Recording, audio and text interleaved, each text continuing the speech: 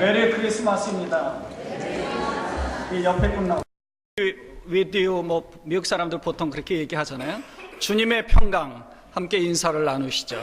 주님의 평강, 주님의 평강. 예수님이 오셨습니다. 할렐루야. 주님의 평강, 주님의 평화. 우리 시온 찬양대가 하나님 앞에 정말 귀하게 찬양을 올렸습니다. 그 영상 속에 사실은 설교의 말씀들이 다 들어가 있어서 설교를 길게 안 해도 될 것 같습니다. 어쩌면 설교를 안 해도 될 것 같은데 그래도 여러분이 섭섭해 하실까봐 말씀을 간략하게 드리려고 합니다. 오늘 성탄주일이면서 2016년의 마지막 주일인 송년주일로 하나님께 예배하고 있습니다. 예수님이 오신 것을 기념하는 이 성탄주일에 지난 2016년에 발생되었던 모든 아픔과 고통 그리고 낙심되었던 모든 일들이 우리 주님을 맞이해서 모든 것을 다 잊고 우리 주님으로 인해서 평강과 회복과 그리고 큰 은혜가 여러분 자신과 여러분의 가정 그리고 자녀들에게 넘치시기를 주님의 이름으로 축원을 드립니다. 제가 이제 고등학교를 다닐 때 성경 통독을 한다고 작정해서 구약의 창세기부터 읽기 시작한 때가 생각이 납니다. 창세기를 막 읽다가 보니까 창세기는 참 재미있게 아브라함, 이삭, 야곱, 요셉의 이야기가 쭉 나오고 그리고 출애굽의 모세를 통해서 출애굽 이야기를 쫙 읽다가 보니까 후반부, 중반부부터는 성막 이야기가 나와서 너무 지루하니까 그걸 탁 덮고 신약부터 읽어야 되겠다 생각해서 마태복음을 쭉 읽기 시작을 했습니다. 근데 1장 1절을 보니까 낳고만 계속 나오니까 너무 지루해서 그냥 또 성경을 어떻게 했을까요? 덮어두고 그냥 또 지낸 기억이 있습니다. 아마도 여러분 중에 어떤 분들은 지금도 마태복음 1장을 보면 이 예수님의 계보를 보면 왜 여기 리스트를 여기다 두었는가 아마 생각하시는 분들도 계실 것입니다. 근데 이 리스트를 가만히 보면 하나님의 역사가 어떻게 전개되어져 가고 있는가를 우리가 말씀 속에서 한 사람 한 사람 그 유다 왕 또 이스라엘 왕들의 그것을 보면서 어떻게 전개되어 있는지를 우리가 잘 알 수가 있고 또 은혜를 받곤 합니다. 마태는 이 예수님에 대한 족보 리스트를 나열하면서 그 뒤에 오늘 본문에서 임마누엘 하나님을 설명해 주고 있습니다. 간략하게 그 앞부분을 보면요. 마태복음 1장 1절에서 예수님이 누구신지를 분명하게 유대인들에게 선언하고 있습니다. 아브라함과 다윗의 자손 예수 그리스도의 계보라. 그러니까 헬라어는 사실 이게 이제 좀 정반대로 되어 있거든요. 계보, 그리스도, 예수, 다윗의 자손, 그리고 아브라함의 자손. 그러니까 오늘 본문 바로 전인 10절까지 예수님의 계보를 쭉 설명하는 것은 예수님의 신분을 세 가지로 확실하게 우리에게 알려주고 있습니다. 첫째는 예수님은 아브라함의 자손이라는 것입니다. 하나님은 아브라함을 복의 근원이 될 것을 말씀해 주셨습니다. 그러니까 아브라함의 후손인 예수님을 믿음으로 말미암아 우리 온 인류가 구원을 받게 되었습니다. 이것이 바로 복의 근원이 된 것이죠. 두 번째, 예수님은 다윗의 자손, 곧 유대인의 왕으로 이 세상에 오셨습니다. 1장의 족보를 가만히 보면 여러 왕들의 이름이 쭉 나열되어져 있거든요. 그런데 1장 6절에 보면 다윗 왕만큼은 다윗이라고 이야기하지 않고 다윗 왕이라고 다윗 왕을 낳으니라라고 기록되어져 있습니다. 왕이라는, 다른 사람들은 왕이라는 호칭을 쓰지 않는데 다윗에게만큼은 왕이라는 호칭을 쓰고 있다는 것입니다. 이스라엘을 다스리는 다윗 왕의 후손임을 강조하기 위해서라는 것입니다. 그리고 세 번째는 예수님은 그리스도시라는 것입니다. 17절에 보면요, 모든 대수를 14대로 나누었는데 아브라함을 통해 이스라엘의 역사가 시작이 되었고요, 다윗을 통해 이스라엘의 왕국이 시작이 되었다면 그리스도이신 예수님을 통해서는 구원의 새 시대가 도래되었다, 구원의 새 시대를 활짝 열었다는 것을 우리에게 가르쳐주고 선포하고 있는 것입니다. 그리고 이제 오늘 본문의 말씀으로 넘어옵니다. 18절입니다. 예수 그리스도의 나심은 이러하니라 라고 설명합니다. 단순하게 어떻게 탄생되었다를 설명하는 것이 아니라 바로 앞 1절부터 17절까지 쭉 설명하면서 예수님의 계보와 연결해서 이해해야 한다는 것입니다. 예수 그리스도의 나심이라고 하는 이 태어나심의 번역이 헬라어 게네시스라는 말인데요, 이 게네시스라는 말은 1장 1절에 예수 그리스도의 계보라 하는 그 계보라 하는 말하고 같습니다. 같은 단어입니다. 여기 예수님의 계보에는 보통 이스라엘은 남자들 중심으로 기록되어져 있는데요, 여기 리스트에 보면 딱 여자가 3명이 나옵니다. 3절에 보면 유다는 다말에게서 베레스와 세라를 낳았다. 5절에 보면 살몬은 라합에게서 보아스를 낳았다. 6절에는 다윗은 우리아의 아내에게서 솔로몬을 낳았다. 누구에게서 누구를 낳았다라는 표현을 합니다. 원래대로 한다면 요셉은 마리아에게서 예수를 낳았다라고 기록해야 되는데 그렇게 기록하지 않습니다. 그 이유는 요셉이 마리아를 통해서 예수를 낳은 것이 아니라 마리아는 예수님을 낳게 되었는데 그 남편이 요셉이라는 것입니다. 그러니까 말하자면 예수님은 요셉과 마리아 사이에서 태어난 것이 아니라 마리아를 통해서 세상에 오셨다는 것입니다. 요셉에 의해서 잉태된 것이 아니라는 것을 마태는 우리에게 알려주고 있는 것입니다. 그래서 성령에 의해서 잉태되었기 때문에 성령의 마리아를 통해서 요셉이 이 세상에 예수를 낳았다가 아니라 마리아가 남편이 요셉인데 성령에 의해서 잉태되어 이 세상에 오셨다, 이것을 마태는 유대인들에게 분명하게 설명해주고 있는 것입니다. 사실 복음서를 가장 먼저 기록한 것이 마가복음입니다. 예수님이 돌아가신 이후 한 30-40년 뒤, 한 70년경에 기록이 되어졌는데 이 마가 공동체는 예수님의 탄생 이야기는 별로 관심이 없었습니다. 그래서 마가복음을 보면 예수님의 탄생 이야기는 나오지 않습니다. 우리 아까 영상을 본 것처럼 예수님의 탄생보다 더 중요한 십자가와 부활을 많이 강조하고 있습니다. 마가 공동체는. 그런데 그 마가복음을 읽고 또 당시에 구전되어져 있는 Q자료라는 그런 자료가 있는데 그 두 가지를 보면서 마태와 누가 공동체는 이 동정녀 탄생에 대한 말씀을 우리에게 가르쳐주고 있는 것입니다. 사실 기독교의 본질은 예수님의 탄생, 이 성탄에 있는 것이 아니라 아까 우리가 영상을 본 것처럼 정말 우리가 찬양한 것처럼 십자가와 부활이 기독교의 가장 본질적이고 핵심인 것입니다. 그럼 이 마태는 왜 이렇게 장황하게 예수님의 탄생 이야기를 이 계보까지 나열하면서 그렇게 설명하고 있는가 하면 아브라함과 다윗의 후손이라는 것을 강조하기 위해서입니다. 다윗의 자손이라는 말은 마가복음에는 3번 나옵니다. 누가복음은 4번 나옵니다. 반면에 마태복음에서는 8번이나 나옵니다. 그만큼 마태복음에서는 다윗의 자손으로 오신 예수님을 유대인들에게 설득하고 있는 것입니다.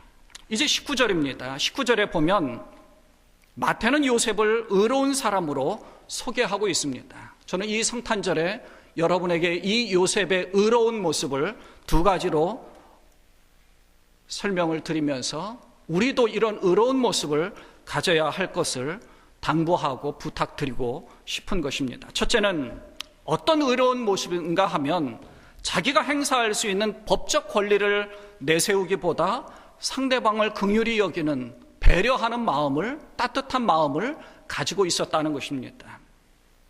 요셉은 마리아와 약혼을 했습니다. 그렇지만 아직 정식으로 결혼해서 부부가 된 것이 아닌데 마리아가 임신한 사실을 알았습니다.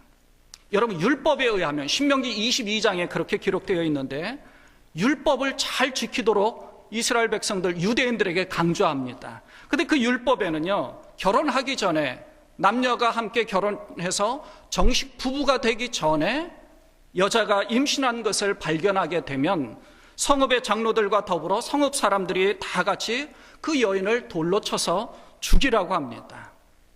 무시무시하죠. 오늘날에는 생각도 할 수 없을 만큼의. 그런데 그 여인이 그렇지 않은 것으로 밝혀지면 남자는 그 여자의 부모에게 은 100세겔을 벌금으로 주도록 되어 있습니다.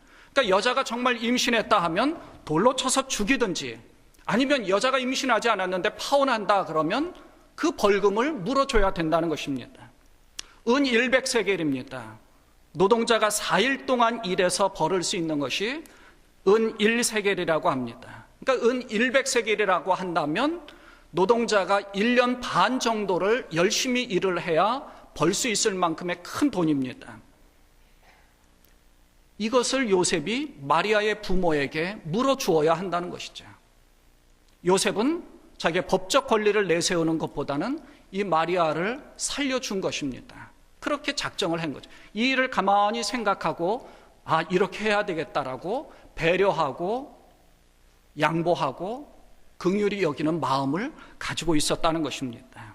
자기는 크게 손해보지만 이 여인이 맞아 죽지 않도록 배려하는 마음을 갖고 있었기 때문입니다. 이것이 요셉의 의로움이라는 것이죠. 두 번째는 요셉의 의로움은 하나님이 말씀하시는 것에 대한 순종이 있었다는 것입니다. 20절을 보면 다윗의 자손 요셉아 내 아내 마리아 데려오기를 무서워하지 말라. 그에게 잉태된 자는 성령으로 된 것이라. 아들을 낳으리니 이름을 예수라 하나. 이는 그가 자기 백성을 그들의 죄에서 구원할 자이심이라 라고 성령이 하시는 말씀을 꿈속에서 듣게 됩니다. 요셉은 성령에 의해서 마리아가 잉태된 것을 알았고 모든 백성들의 죄를 구원할 자, 그 죄를 대신할 자라는 사실을 깨닫게 되었습니다. 그래서 주님의 말씀에 순종하여서 마리아를 데리고 왔고 아들을 낳기까지 동침치 아니하다가 아들을 낳고 이름을 예수라고 붙여 주었습니다. 나중에 애굽으로 피신할 때도 성령의 음성에 민감하게 듣고 애굽으로 피신했고 그 후에 애굽에서 이스라엘로 돌아오라고 할 때도 그 말씀에 순종하여 잘 따랐다는 것입니다. 요셉의 이 순종이 바로 의로움이라는 것입니다. 그러니까 성탄절을 맞이한 우리도 이 요셉의 의로움과 같이 긍휼히 여기는 마음, 배려하는 마음, 내가 손해를 본다 할지라도 예수님께서 나를 위해서 십자가에 못 박혀 죽으시기 위하여서 이 세상에 오셨다는, 자기 목숨을 드리기 위해서 이 세상에 오셨다는 희생을 우리가 기억해야 될 것이고, 그래서 긍휼히 여기고 배려하는 따뜻한 마음을 우리가 가져야 할 것이고, 두 번째 성령의 말씀에 민감하게 순종하는 그런 의로움을 우리가 가져야 한다는 것입니다. 이제 우리가 주목해서 꼭 알아야 할 것은 예수님의 탄생 배경과 임마누엘의 하나님이라는 것입니다. 22절에 보면 이 모든 일이 된 것은 주께서 선지자로 하신 말씀을 이루려 하심이라고 기록되어져 있습니다. 23절에 보면 보라 처녀가 잉태하여 아들을 낳을 것이요 그의 이름은 임마누엘이라 하리라. 선지자가 말씀하신 그 말씀이라는 것입니다. 어느 선지자가 이 말씀을 했어요? 이 예언의 배경을 우리가 한번 보려고 합니다. 예수님이 태어나시기 한 700년 전 유다왕 아하스 시대, 그러니까 여러분이 잘 아는 히스기야 왕의 아버지 때의 일입니다. 아하스 왕은 우상 숭배에 빠진 아주 좋지 못한 왕이었습니다. 이때 인근의 아람 왕과 그 동맹군이 전쟁을 일으켜서 유다를 공격합니다. 예루살렘을 공격합니다. 많은 유대인들이 죽고 포로로 끌려갔습니다. 그렇지만 아직 예루살렘은 함락되지 않았습니다. 아람의 군대와 동맹군들이 군대를 재정비해서 예루살렘을 공격하려고 하는 그 시점입니다. 아하스 왕과 백성들이 이 무시무시한 공포에 떨고 있었습니다. 하나님은 그때 이사야 선지자를 통해서 말씀합니다. 아하스 왕과 유다 백성이 회개하여서 우상 숭배와 악을 버리고 하나님께로 돌아가야 된다 하고 이사야 선지자를 통해 말씀하십니다. 그런데 아하스 왕은요, 그 말씀에 순종하지 않습니다. 하나님을 의지하지 않고 오히려 주변에 아수르를 의지합니다. 그래서 아수르의 도움을 요청합니다. 바로 그때 이사야 선지자를 통해서 하나님이 말씀하신 것입니다. 이사야 7장 4절에 보면 두려워 말며 낙심치 말라. 너는 내 하나님 여호와께 한 징조를 구하되 깊은 데서든지 높은 데서든지 구하라. 그 백성들과 상관없이 이사야 선지자에게 이야기하는 것이죠. 하나님이 도와주시겠다고 하는데도 아하스 왕은 하나님을 의지하지 않습니다. 도와주겠다고 하는데도 오히려 세상을 향하고 있다는 것이죠. 아하스가 가로되 나는 구하지 아니하겠노라. 단호하게 오히려 하나님을 배신하고 있습니다. 거기에 대해서 이사야가 이야기하죠. 7장 13절에 보니까 이사야가 가로되 다윗의 집이여 청컨대 들을지어다. 너희가 사람을 괴롭게 하고 그것을 작은 일로 여겨서 또 나의 하나님을 괴로우시게 하려느냐? 그러므로 주께서 친히 징조로 너희에게 주실 것이라. 보라, 처녀가 잉태하여 아들을 낳으리니 그 이름을 임마누엘이라 하리라. 바로 그때 하나님이 이스라엘 백성들을 사랑하셔서 징조를 보여주신 것입니다. 인간은 하나님을 무시하고 아수르라는 세상을 의지하고 세상을 향하여 눈길을 주고 있는데 하나님은 그 인간을 사랑하사 징조를 보여주셨습니다. 그것이 바로 임마누엘이라는 것입니다. 우리가 하나님을 의지하고 하나님을 잘 믿습니다. 그러나 때로는 우리가 우리 힘으로 하나님을 의지하는 믿음이 약해질 때가 있습니다. 그럴 때 주님은 떠나지 않습니다. 그럼에도 불구하고 임마누엘 하나님은 우리와 함께 하신다는 것입니다. 하나님은 호세아 선지자를 통해서 우리 인간을 얼만큼 사랑하시는지 우리에게 잘 보여주셨습니다. 가르쳐 주셨습니다.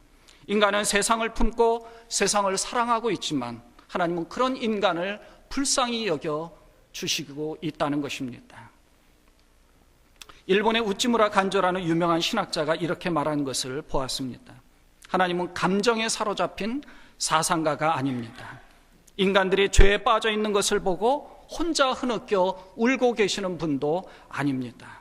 그는 실천가로서 인류를 구원하시기 위하여서 예수 그리스도를 보내셨습니다. 그러므로 성탄절은 하나님이 우리를 사랑하사 예수님을 보내신 실천 기념일입니다.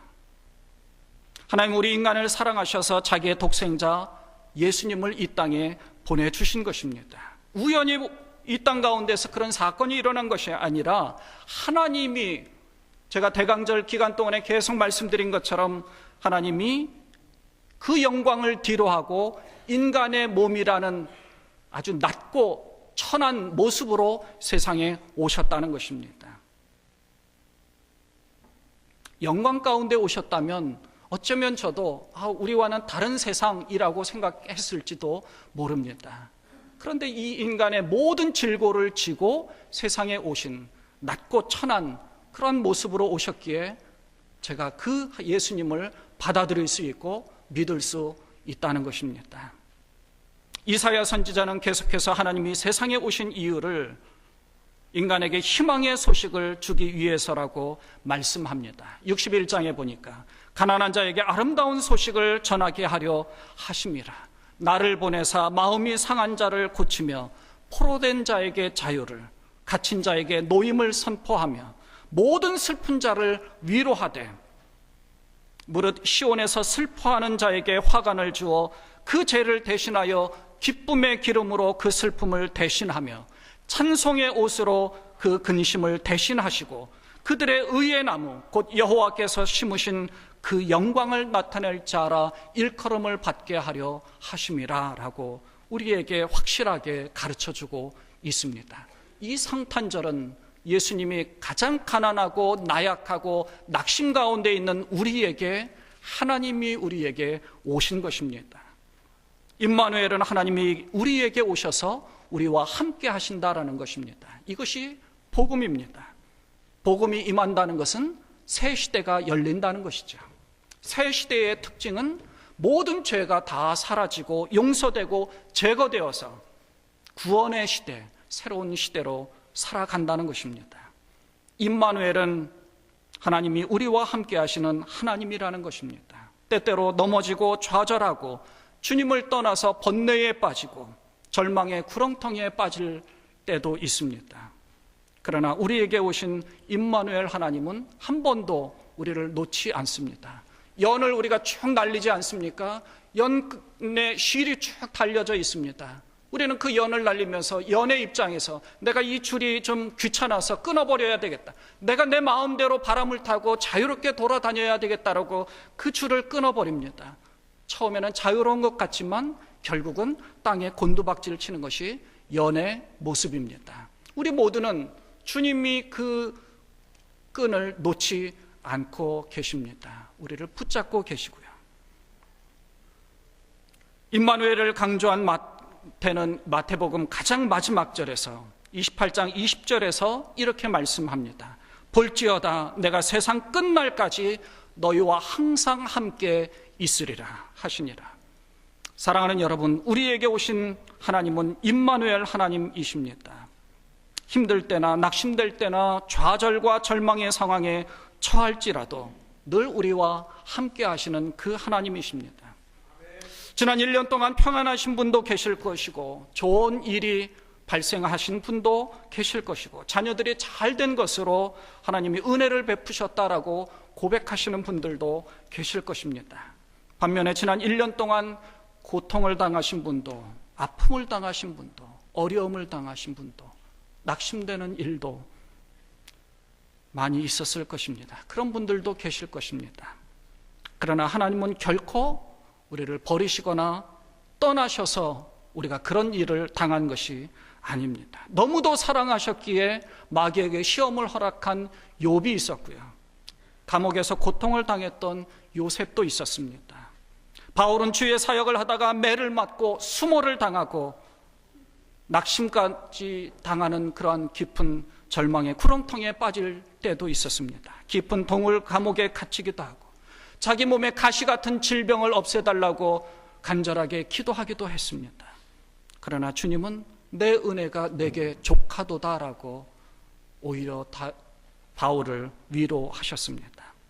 모두 다 하나님이 함께 하심을 믿기 때문에 끝까지 견딜 수 있었고 그 마지막은 하나님의 영광 가운데 모든 자가 그 영광에 참여할 수 있었던 것입니다.